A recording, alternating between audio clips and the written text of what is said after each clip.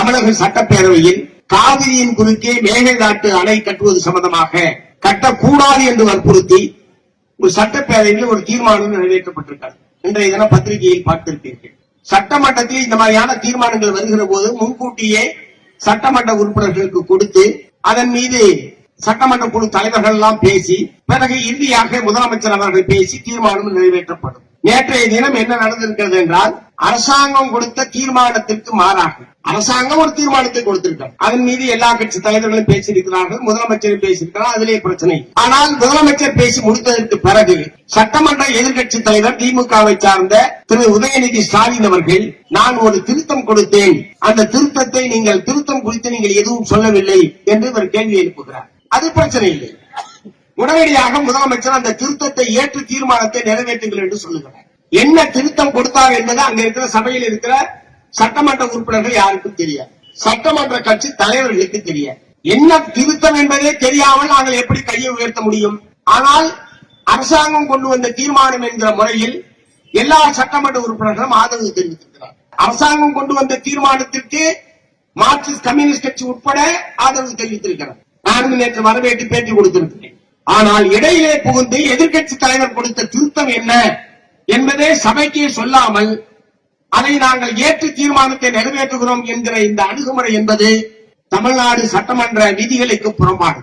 ஒருவேளை முதலமைச்சருக்கு விதி தகைய விதிகள் தெரியவில்லை என்று சொன்னால் சபாநாயகர் சொல்ல வேண்டும். பல ஆண்டு காலம் சட்டமன்ற உறுப்பினராக இருந்த பல மூத்த சட்டமன்ற உறுப்பினர்கள் தாவேக கட்சியிலே அங்கே இருக்கிறார்கள், அவர்கள் சொல்லி இருக்க வேண்டும். ஆனால் திருத்தம் எது என்பதே மற்ற உறுப்பினர்களுக்கு தெரிவிக்காமல் அது உட்பட சேர்த்து தீர்மானத்திற்கு வாக்கெடுப்பு நடத்தியது, வாக்கு கோரியது என்பது மிக மிக மிக தவறான ஒரு நடைமுறை. ஆகவே நாளை மறுநாள் சட்டமன்றம் நடைபெறுகிற போது இந்த திருத்தத்தை ஏற்கவில்லை அல்லது திருப்பம் சம்பந்தமாக மீண்டும் சபையினுடைய கவனத்திற்கு கொண்டு வந்து சபையில் இருக்கக்கூடிய எல்லா கட்சியினுடைய உறுப்பினர்களுடைய கருத்துக்களை கேட்டுத்தான் அந்த தீர்மானத்தை நிறைவேற்ற வேண்டுமே தவிர நீங்கள் செய்தது தவறு என்பதை இந்த மேடையிலிருந்து தாவேகாவுடைய தலைவர்களுக்கு நான் தெரிவிக்க விரும்புகிறேன். என்ன திருத்தத்தை கொடுத்தார் என்பது இன்றைக்கு வந்துவிட்டது. என்ன திருத்தம் கொடுத்திருக்கிறார்? காவிரியின் குறுக்கே மேகதாட்டி என்கிற இடத்தில் புதிதாக ஒரு அணையை கட்டுவது என்று கர்நாடக அரசாங்கம் நீண்ட காலமாக சொல்லிக் கொண்டிருக்கிறது. அதில் 47 டிஎம்சி தண்ணீரை நிறுத்த போகிறோம், தேக்க போகிறோம்.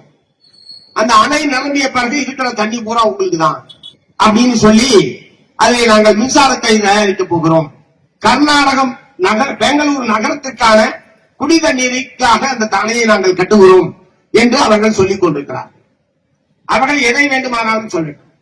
ஆனால் காவிரி பிரச்சனை சம்பந்தமாக ஒரு 50 ஆண்டுகளுக்கு மேலாக வழக்கு நடந்து நடுவர் மன்றம் அமைக்கப்பட்டு நடுவர் மன்ற தீர்ப்பு வந்து அதை ஏற்காமல் திரும்ப உச்சநீதிமன்றத்துக்கு போய் உச்சநீதிமன்றம் கடைசியாக 2018ஆம் ஆண்டு உச்சநீதிமன்றம் தீர்ப்பளித்திருக்கிறது.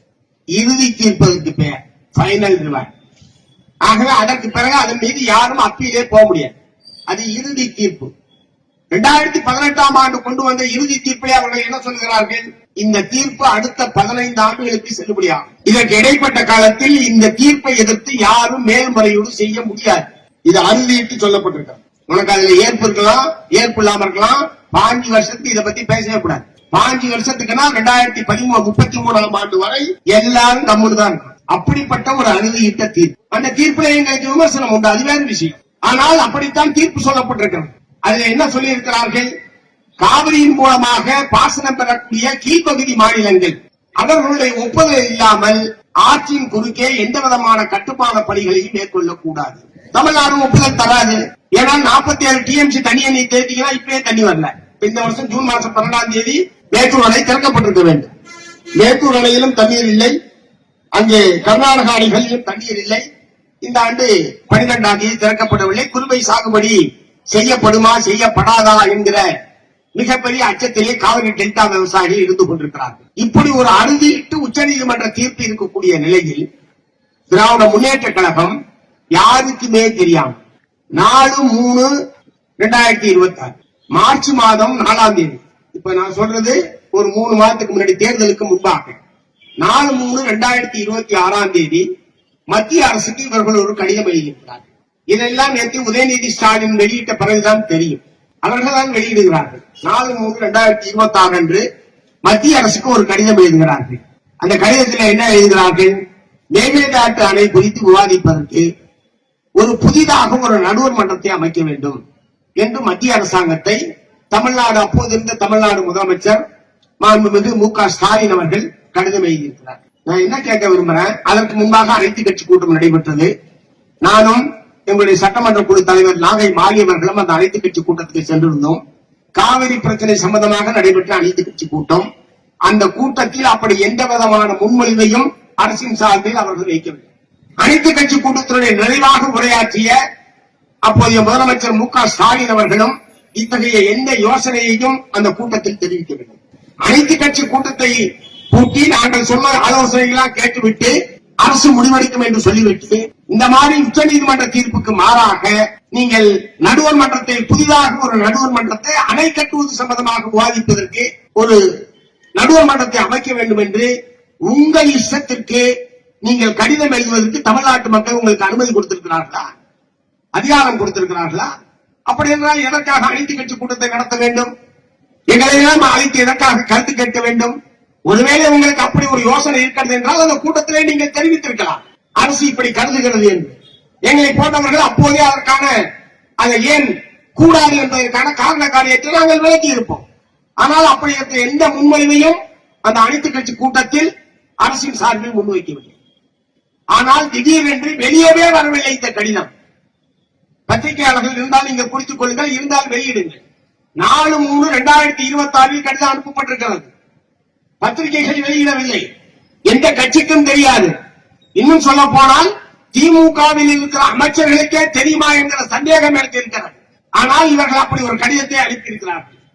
இதைத்தான் நேற்று குறிப்பிட்டு எதிர்க்கட்சி தலைவர் உதயநிதி ஸ்டாலின் அவர்கள் இந்த திருத்தத்தை ஏற்க வேண்டும் என்று சொல்லி இதனுடைய விளைவுகள் என்ன என்பதை தெரியாமல் தமிழ்நாடு இப்போதைய முதலமைச்சர் விஜய் அவர்கள் அந்த திருத்தத்தை நாங்கள் ஏற்றுக்கிறோம் சொல்லி தீர்மானம் ஏகமனதாக நிறைவேற்றப்பட்டதாக இன்றைக்கு பத்திரிகையில் செய்தி வந்திருக்கிறது. நீங்கள் புதியவர்கள், அரசியல் அனுபவம் இல்லாதவர்கள், புதிதாக ஆட்சிக்கு வந்திருக்கிறீர்கள். இது எல்லாவற்றையும் நாங்கள் உணர்ந்திருக்கிறோம். அப்படி என்றால் அதற்குரிய நிதானம் உங்களுக்கு தேவை. இது போன்ற நீண்ட காவிரி போன்ற தமிழ்நாட்டு மக்களுடைய உணர்வோடு சம்பந்தப்பட்ட இத்தகைய பிரச்சனைகளில், நீண்ட வரலாறு கொண்ட காவிரி வழக்கு போன்ற பிரச்சனைகளில் நீங்கள் நிதானமாக அணுக வேண்டும். எடுத்தேன் கவிழ்த்தேன் என்று எதிர்க்கட்சி தலைவர் சொல்வதற்காக உடனே நீங்கள் எந்த அடிப்படையை ஏற்றுக்கொண்டீர்கள்? வழக்கறிஞர்களை கலந்து பேசினீர்களா? அதற்கென்று ஒரு துறை செயலாளர் இருக்காரு, அவரை கேட்டீர்களா? அல்லது ஏற்கனவே அதற்கென்று ஒரு குழு இங்க தமிழ்நாட்டில் செயல்பட்டுக் கொண்டிருக்கிறது, அவர்களுடைய கருத்தை கேட்டீர்களா? எதிர்கட்சி தலைவர் சொன்னால் எதை வேண்டுமானாலும் கேட்டுக் கொள்வீர்களா? மிக மிக தவறான செயல்பாடு என்பதை தமிழ்நாடு முதலமைச்சருடைய கவனத்துக்கு நான் கொண்டு வர விரும்புகிறேன். ஏன் நேற்று நிறைவேற்றவில்லை என்றால் நாளைக்கு நிறைவேற்றுவது என்ன குடிமொழி போகுது? இப்ப என்ன அணைய ஒரே நாள் அணைய கட்டிடுவானாங்க? பூஜை தானே போட போறேன்னு சொல்லியிருக்கான். ஏன் இதற்கு இவ்வளவு அவசரம் காட்டுகிறீர்கள்? ஆகவே இதை ஒரு அனுபவமாக எடுத்துக்கொண்டு இனிமேல் இத்தகைய பிரச்சனைகள் வருகிற போது நிதானமாகவும் அதிகாரிகளையும் தேவைப்பட்டால் இதில் அனுபவம் பெற்றவர்களையும் கலந்து பேசிதான் நீங்கள் ஒரு முடிவுக்கு வர வேண்டுமே தவிர எடுத்தேன் கவிழ்த்தேன் என்று செயல்படுவது தமிழ்நாட்டினுடைய நலன்களுக்கு நீண்ட கால பாதிப்புகளை ஏற்படுத்தக்கூடிய ஒன்றாக இது அமையும் என்று நான் எச்சரிக்கை செய்ய விரும்புகிறேன்.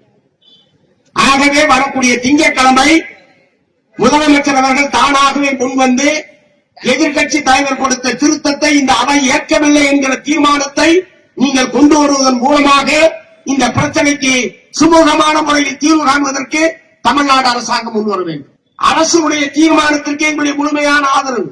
சுற்றுச்சூழல் அனுமதி தரக்கூடாது, அணை கட்ட அனுமதிக்க கூடாது என்றெல்லாம் நீங்கள் கொண்டு வந்திருக்கிற அரசின் தீர்மானத்திற்கு மார்க்சிஸ்ட் கம்யூனிஸ்ட் கட்சி மனப்பூர்வமான ஆதரவை தெரிவித்திருக்கிறது. எதிர்கட்சி தலைவர் கொடுத்த திருத்தத்திற்கு எங்களுடைய ஆதரவு இல்லை. எங்களுடைய ஆதரவு என்று சொன்னால் ஆதரிக்கிற நாங்கள் எல்லோருமே ஆதரவில்லை. ஆகவே ஒரு தவறு நிகழ்ந்துவிட்டது என்கிற முறையில் திங்கட்கிழமை காலை அவை கூடியவுடன் தானாக முன்வந்து திருத்தத்தை நாங்கள் திரும்ப பெறுகிறோம் என்கிற தீர்மானத்தை நிறைவேற்றுவதன் மூலமாக உச்சநீதிமன்றம் அளித்த இறுதி தீர்ப்பின் அடிப்படையில் தமிழ்நாடு அரசாங்கம் அந்த தீர்ப்பை அமல்படுத்த வேண்டும் என்பதைத்தான் மத்திய அரசாங்கத்தை வலியுறுத்துகிறதை தவிர வேற எந்த விதமான நிகழ்வுக்கும் இடமில்லை என்கிற உறுதியான நிலைப்பாட்டை தமிழ்நாடு அரசாங்கம் மேற்கொள்ள வேண்டும் என்று இந்த சந்தர்ப்பத்தில் நான் கேட்டுக்கொள்ள விரும்புகிறேன்.